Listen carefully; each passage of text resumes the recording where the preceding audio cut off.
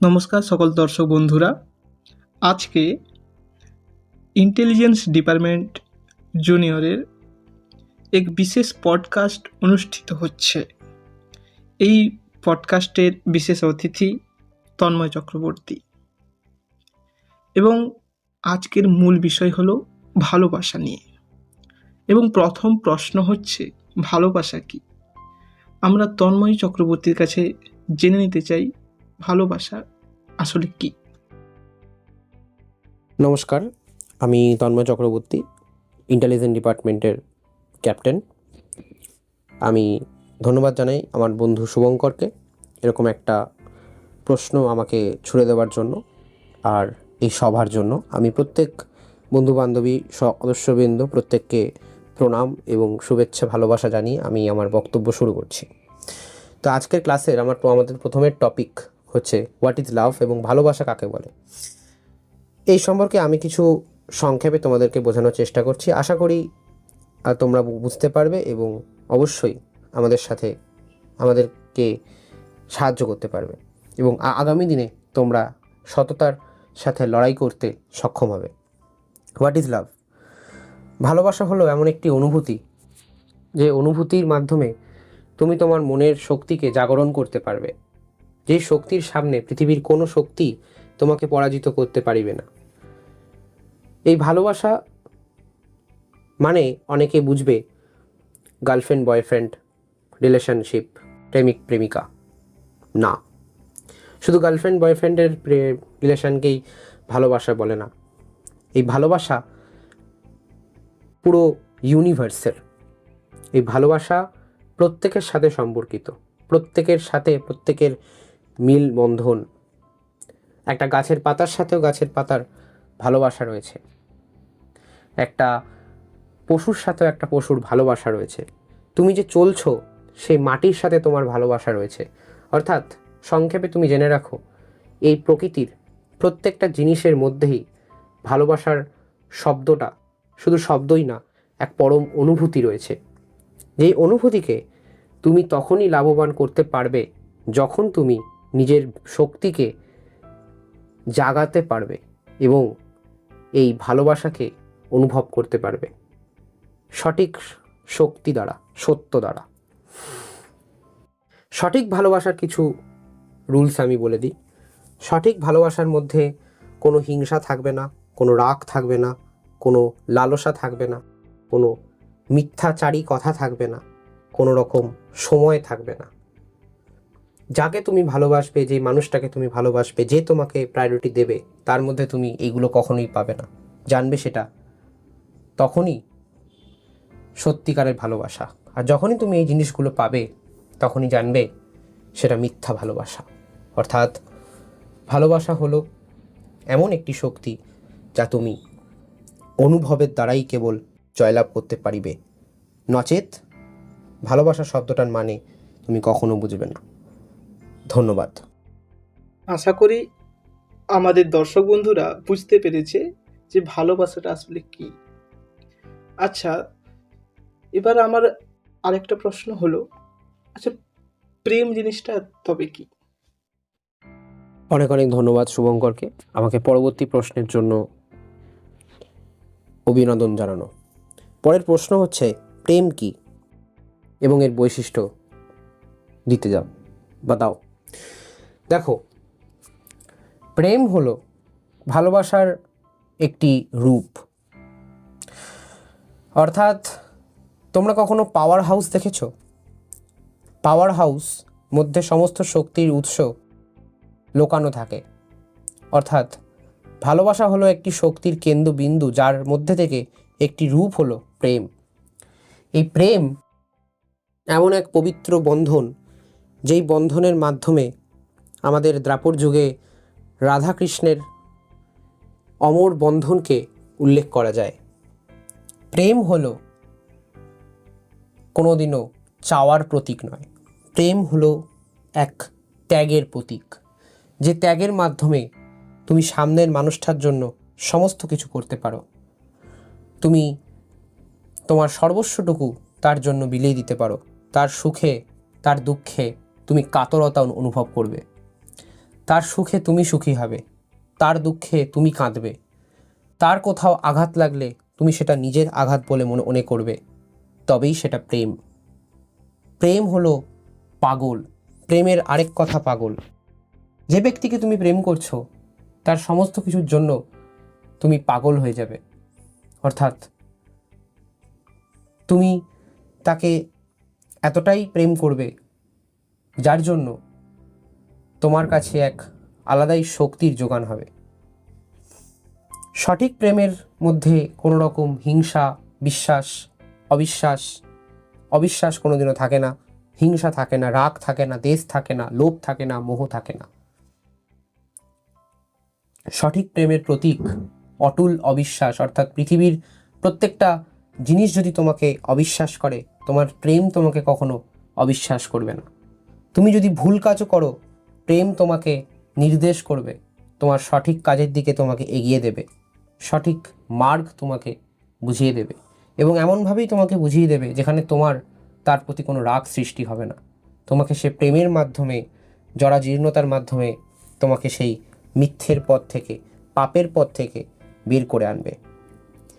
এই পৃথিবীতে প্রেম হলো এমন এক পূর্ণ বন্ধন যার মাধ্যমে পৃথিবীর সমস্ত পাপকে মুক্ত করা যায়, সমস্ত পাপকে নাশ করা যায়।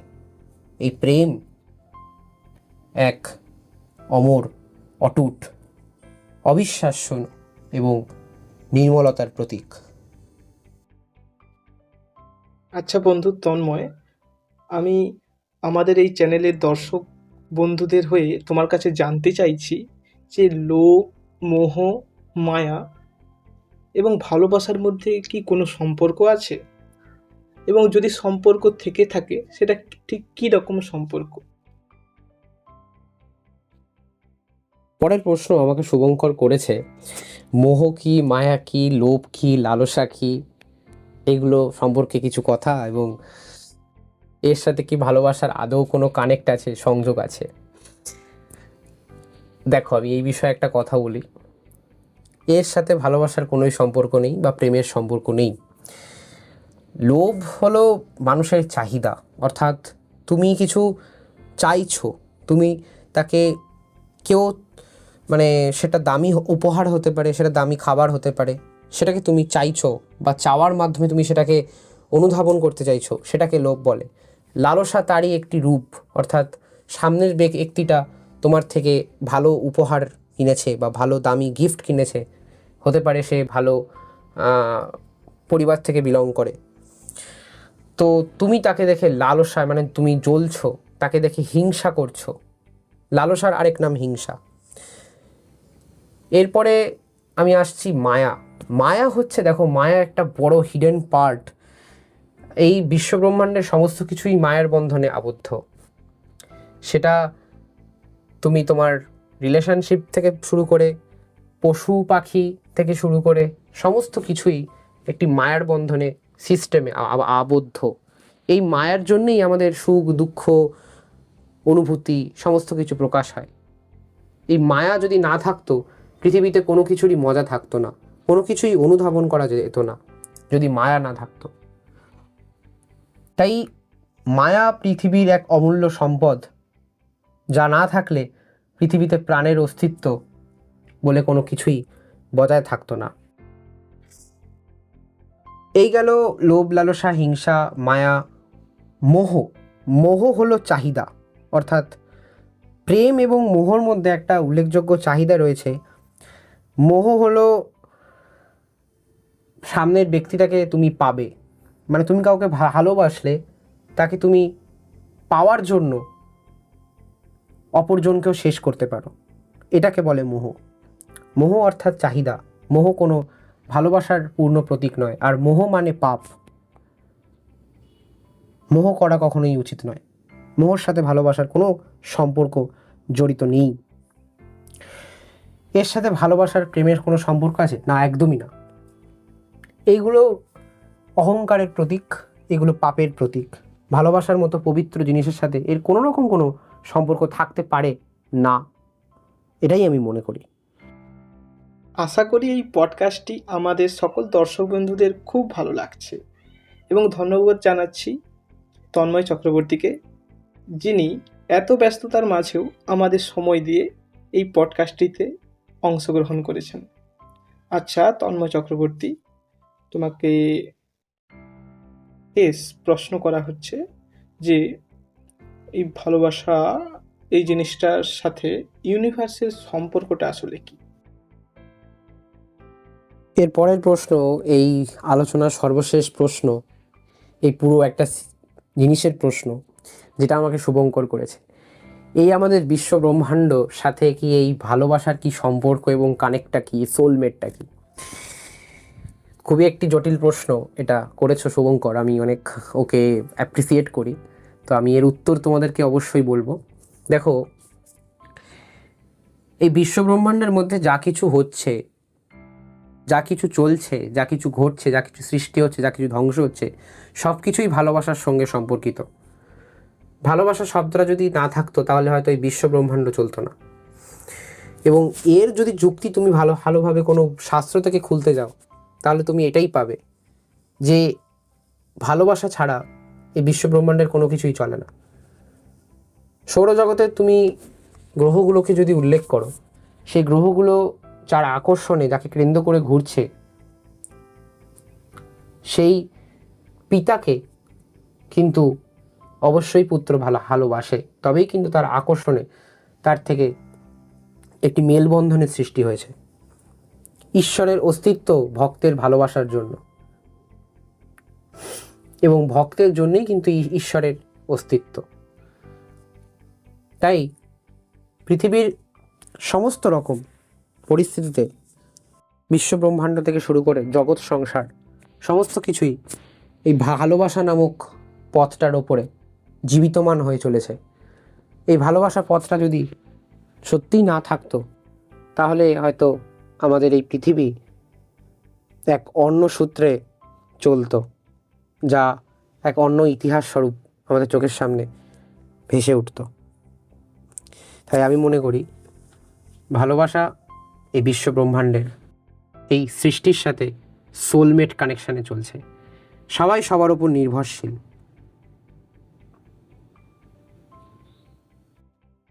ভালোবাসার জ্ঞানে সকলকে সমৃদ্ধ করবার জন্য তন্ময় চক্রবর্তীকে অসংখ্য ধন্যবাদ।